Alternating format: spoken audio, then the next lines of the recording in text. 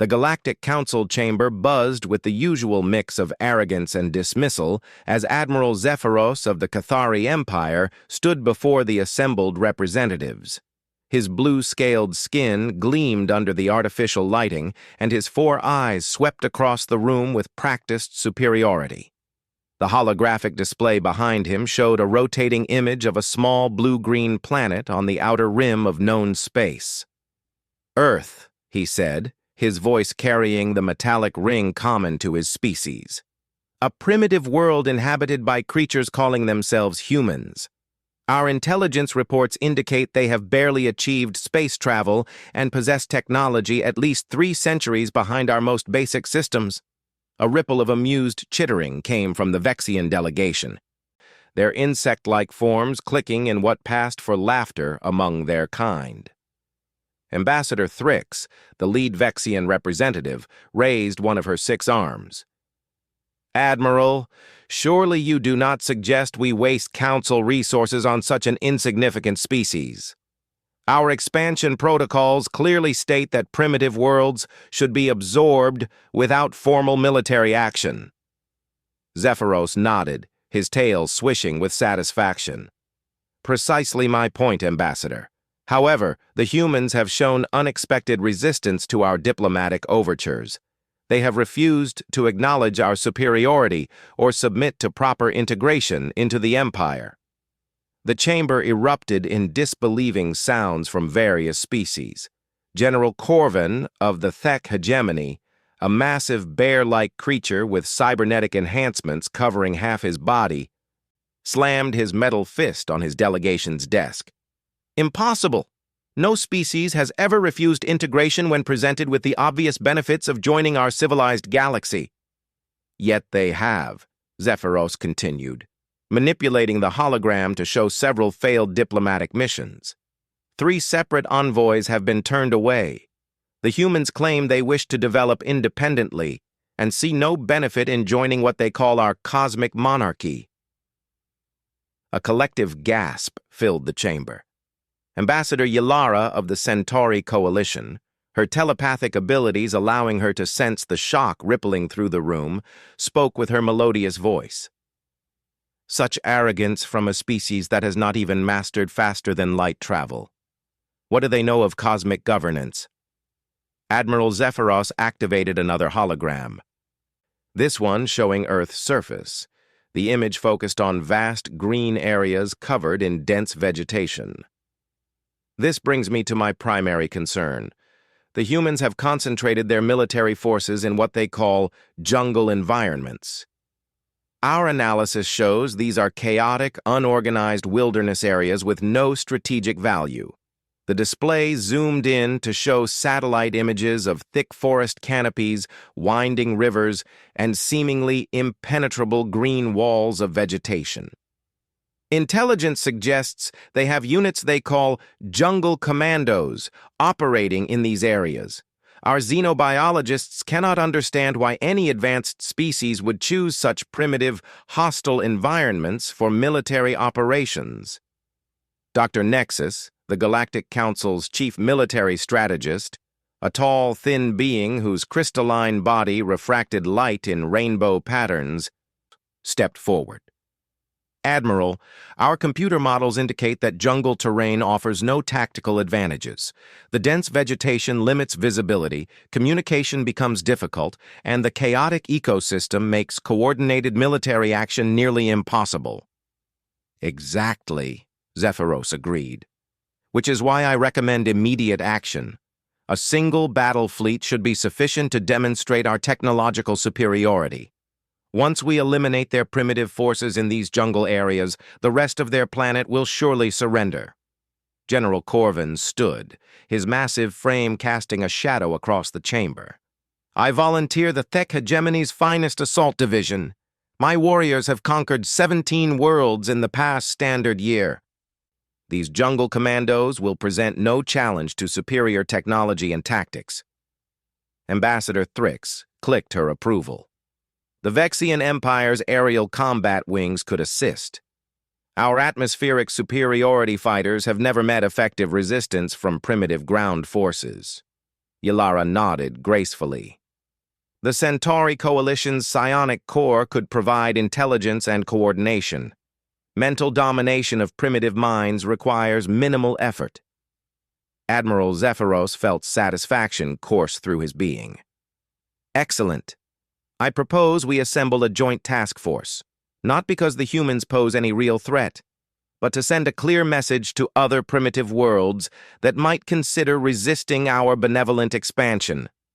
The hologram shifted to show Earth's major population centers. Our strategy will be simple. We bypass their cities initially and strike directly at these jungle military installations. Once we crush their best forces in these wilderness areas, the civilian population will have no choice but to accept integration. Dr. Nexus manipulated his own holographic interface, displaying tactical projections.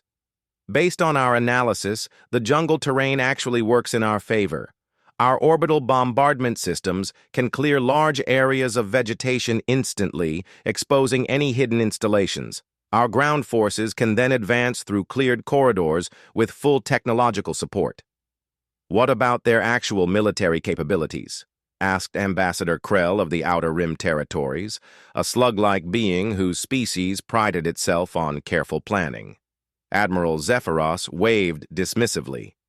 Primitive kinetic weapons, basic communications equipment, and what appears to be camouflage technology barely more advanced than colored cloth. Our individual soldiers carry more firepower than their entire platoons. The chamber filled with confident murmurs. Representative Korth of the Machine Collective, a cybernetic entity whose mechanical voice never showed emotion, stated flatly, probability of human victory, 0.001%.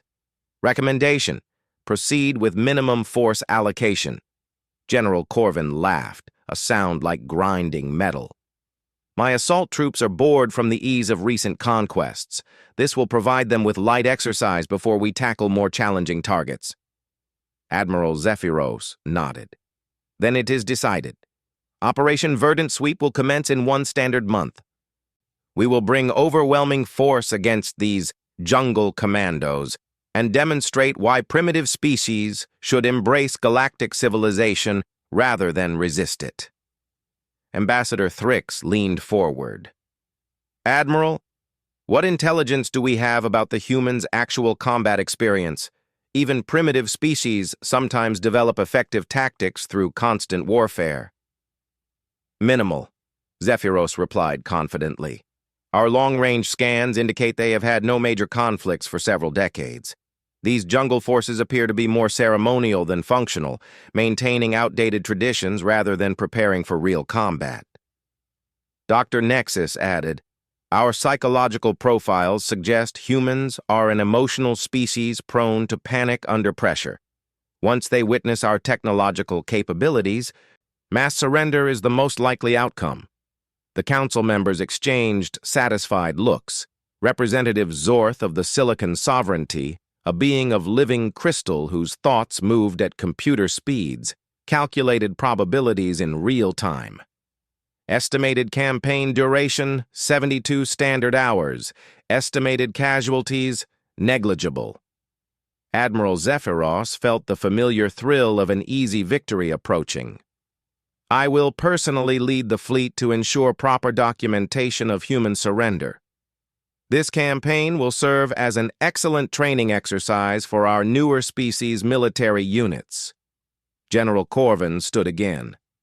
My warriors are ready to deploy immediately. These jungles sound like perfect terrain for testing our new environmental warfare suits. The discussion continued for another hour, with various species volunteering specialized units and equipment. The overwhelming consensus was that the humans represented no meaningful threat, and their choice to base military operations in chaotic jungle environments only confirmed their primitive understanding of warfare. As the session concluded, Admiral Zephyros felt confident that within months, Earth would be another smoothly integrated member of the Galactic Council.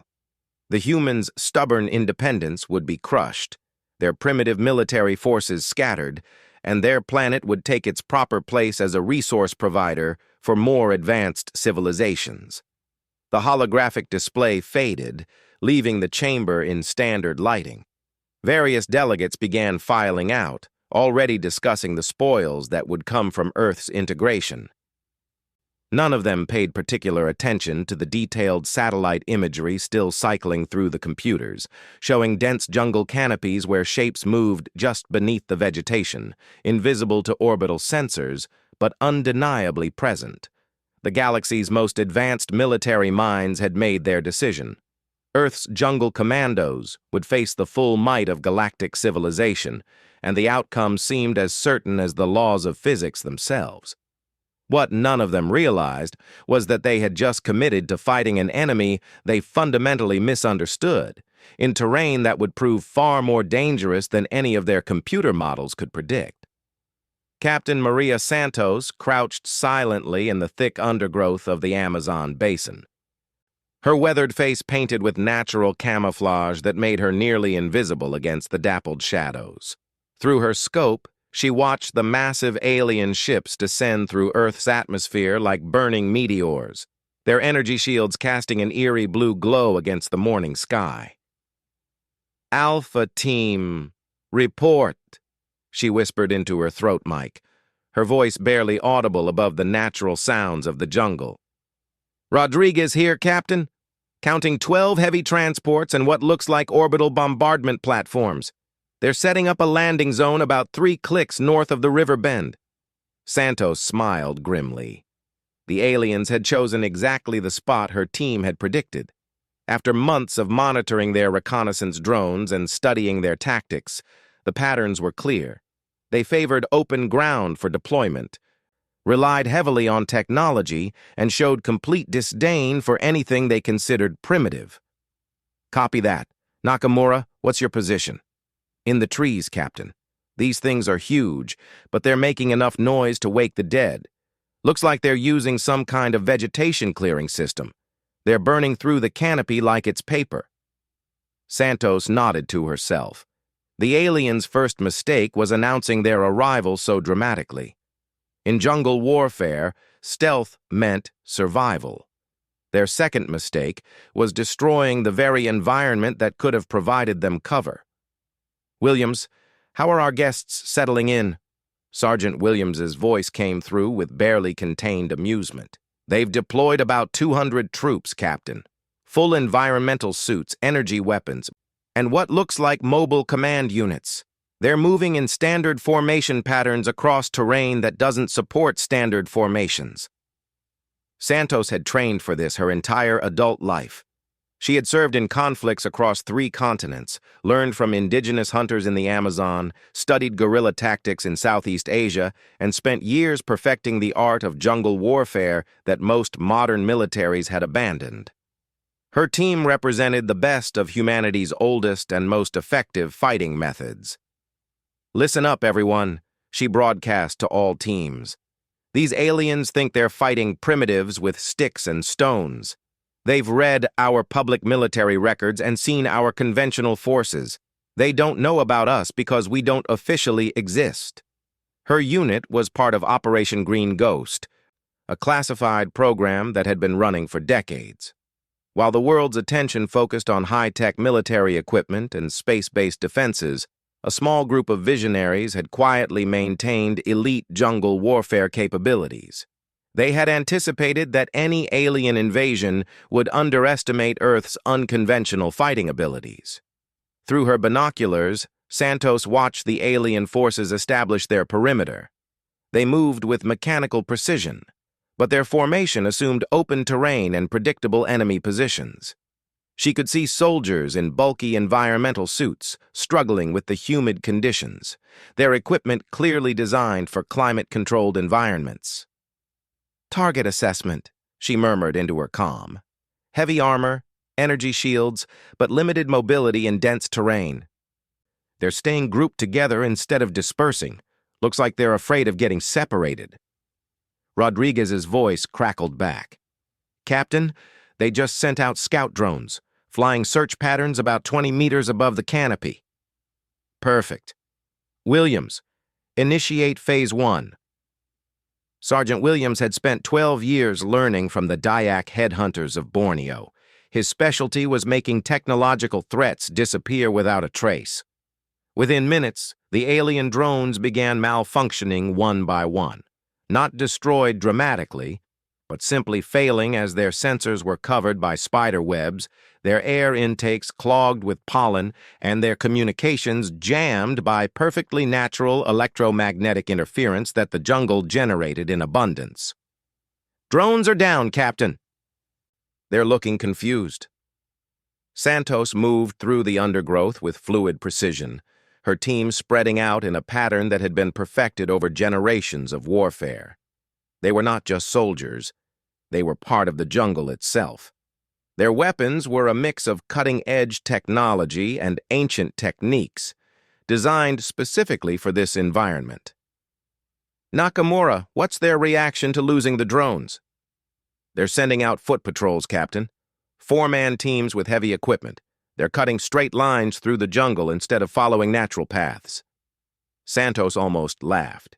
The aliens were making every mistake possible in jungle warfare. They were destroying their own concealment, creating noise that announced their position, and moving in predictable patterns. Their technological superiority meant nothing when they refused to adapt to the environment.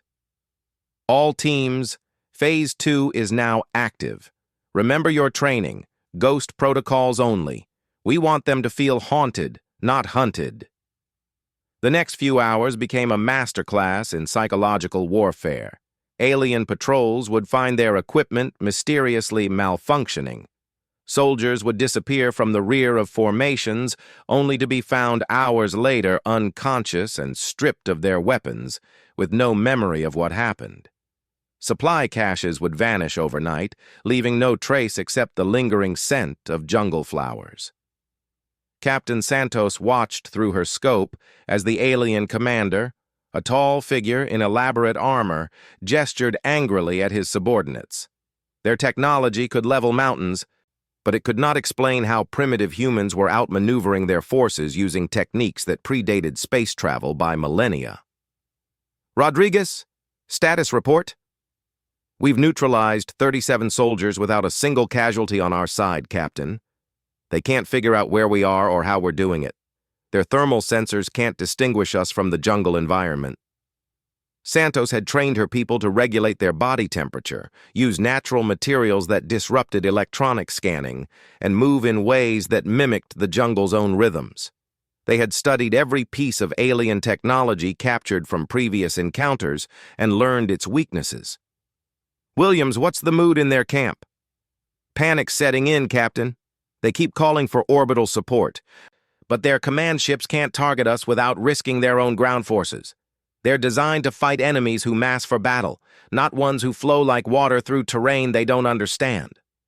The alien forces had been on Earth for 6 hours and were already showing signs of demoralization. Their advanced civilization had not prepared them for an enemy that refused to fight according to established galactic warfare protocols. Every tactical manual they possessed assumed that primitive species would either surrender immediately or mass for desperate last stands. Captain Santos knew that the real test was yet to come. The aliens would eventually adapt or call for more extreme measures. But for now, her teams were proving that technology without wisdom was just expensive equipment waiting to be neutralized. "All units, prepare for Phase 3. They're about to learn why humans became the apex predators on this planet long before we invented energy weapons." As night fell over the Amazon, the jungle came alive with sounds that the alien forces could not distinguish from natural wildlife. But woven through the symphony of insects and night birds were the whispered communications of Earth's most elite warriors, moving like shadows through terrain that had shaped their ancestors for millions of years. The galactic forces had expected to fight primitives. Instead, they found themselves facing an enemy that had turned the jungle itself into a weapon, one that no amount of advanced technology could overcome without understanding its deepest secrets. Santos smiled as she melted back into the undergrowth. The real battle was just beginning. Admiral Zephyros paced the bridge of his flagship, his 4 eyes blazing with frustrated rage as he stared at the tactical displays showing his forces' positions on Earth's surface. What should have been a simple mop-up operation had turned into a nightmare that defied every principle of galactic warfare. "Report!" he snarled at his tactical officer, a nervous Vexian whose antenna twitched with anxiety. "Admiral, we have lost contact with 70% of our ground forces. The humans they are not fighting as expected." Zephyros slammed his clawed fist against the console. "Impossible! Our intelligence clearly indicated primitive capabilities. How can a species without proper technology challenge the might of 4 galactic empires?" General Corvin's massive form appeared on the communication screen, his cybernetic eye glowing red with anger. "Admiral, my assault troops are requesting immediate evacuation. They report that the jungle itself seems to be attacking them." "Explain," Zephyros demanded, though he dreaded the answer.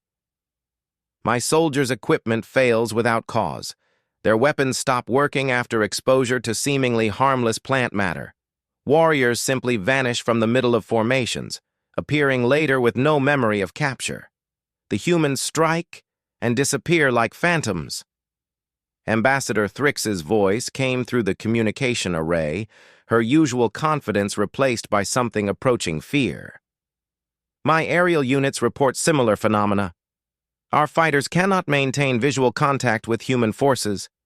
They appear and disappear beneath the canopy as if they were part of the jungle itself." Dr. Nexus materialized as a hologram on the bridge, his crystalline form flickering with agitated patterns. "Admiral, our computer models cannot process the tactical data from the surface. The humans appear to be using strategies that predate recorded galactic military science by thousands of years." Zephyros felt a chill run through his scaled hide. "What do you mean, prehistoric strategies?" "They are fighting as if they evolved in that environment, Admiral. Every action they take seems designed to use the jungle as a weapon. Our forces might as well be fighting the planet itself." On the surface, Captain Santos led her consolidated teams through the final phase of their operation. The alien forces had been worn down to barely 30% of their original strength, not through massive battles, but through constant psychological pressure and the systematic neutralization of their technological advantages. "Rodriguez, what's the status of their command structure?" "Completely broken, Captain. They're calling for orbital bombardment of their own positions just to try to clear sightlines. Their commanders can't maintain control when they can't see or communicate with their own troops." Santos nodded grimly. The aliens' greatest weakness had been their dependence on technology over adaptability. When their equipment failed in the humid, electrically active environment of the jungle, they became helpless, despite their individual physical superiority. "Williams, how many prisoners do we have secured?" 43 aliens, Captain. All captured using non-lethal methods. They're secured in natural shelters where their own scanning equipment can't detect them." Santos had insisted on minimizing casualties. This was not about slaughter, but about demonstrating that Earth could not be conquered by beings who refused to understand the environments they attempted to invade. Every alien soldier captured alive was a message to their command structure. "Nakamura, what's the mood among our guests?" "Confused and demoralized, Captain. They keep asking how we can be invisible to their sensors. A few are starting to show respect for our capabilities." Santos activated her long-range communicator, broadcasting on frequencies she knew the alien fleet would monitor. Her message was simple and delivered in the trade language that galactic civilizations used for diplomacy. "Admiral Zephyros, this is Captain Maria Santos of Earth's Jungle Command Division. Your forces are defeated. We hold your soldiers as prisoners, unharmed but completely neutralized. You have 1 hour to withdraw from Earth's atmosphere, or we will demonstrate that our capabilities extend far beyond this single jungle." The transmission ended, leaving silence across the galactic fleet. Admiral Zephyros stared at his communication officer in disbelief. "Run that through translation protocols again. Did a primitive human just threaten me?" "Yes, Admiral. And our sensors confirm that she is broadcasting from a location where we have registered no human technology signatures." General Corvin's voice boomed across the communication channel. "Admiral, my remaining forces report that the humans are releasing our captured soldiers. They are being returned to the landing zone with their weapons removed, but otherwise unharmed." Dr. Nexus's hologram flickered rapidly as he processed new data. "Admiral, I am detecting massive energy signatures emerging from jungle areas across the planet. It appears the humans have similar forces positioned in multiple locations." Zephyros felt his world crashing around him. The implications were staggering. If humans could neutralize galactic forces using primitive jungle warfare tactics, what did that say about the superiority of galactic civilization? Captain Santos emerged from the jungle at the edge of the alien landing zone, her team visible for the first time. They appeared human enough, but moved with a fluid precision that spoke of perfect adaptation to their environment. Their equipment was a strange mix of advanced technology and natural materials that somehow worked together flawlessly. She approached the nearest alien command post, where General Corvin's massive lieutenant stood in obvious confusion. The alien warrior towered over her, his cybernetic enhancements gleaming in the filtered sunlight, but he stepped back as she approached. "Your forces fought bravely," Santos said in perfect galactic trade language. "But you cannot conquer what you do not understand. Earth's jungles have shaped us for millions of years. We are not separate from this environment. We are part of it." The alien lieutenant's translator struggled with concepts that had no equivalent in galactic military doctrine. How did you defeat our technology?" Santos smiled. "We didn't defeat your technology. We simply used it in an environment where your assumptions about warfare became liabilities. Your equipment works perfectly in sterile, controlled conditions, but life is not sterile or controlled."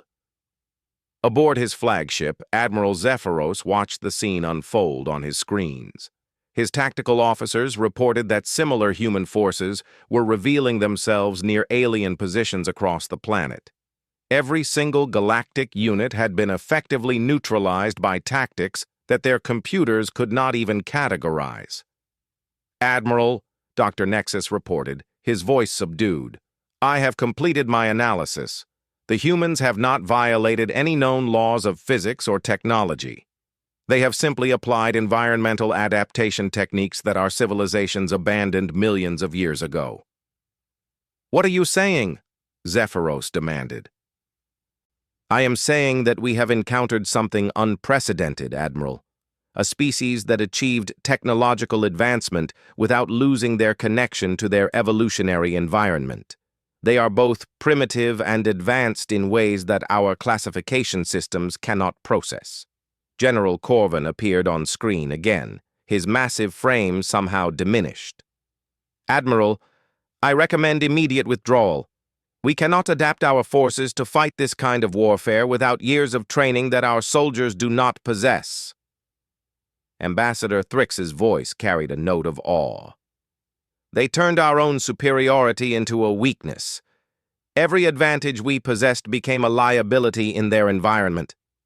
Admiral Zephyros stared at the planet below, where his mighty invasion force had been thoroughly outmaneuvered by humans using tactics older than recorded galactic history.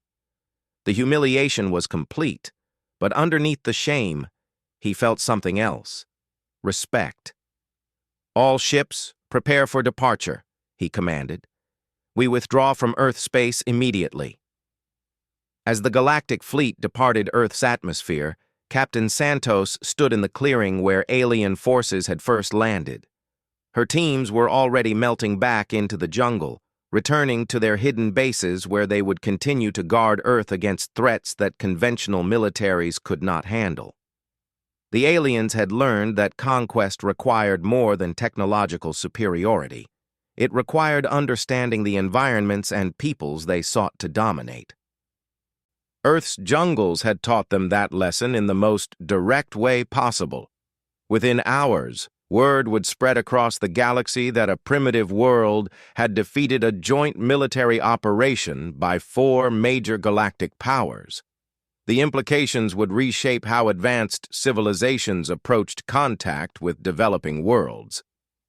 Captain Santos smiled as she disappeared into the green shadows of the Amazon. The jungle had protected humanity once again, just as it had for millions of years. Some things, she reflected, were more powerful than all the technology in the galaxy. Earth would remain free, defended by warriors who understood that true strength came not from conquering nature, but from becoming one with it. With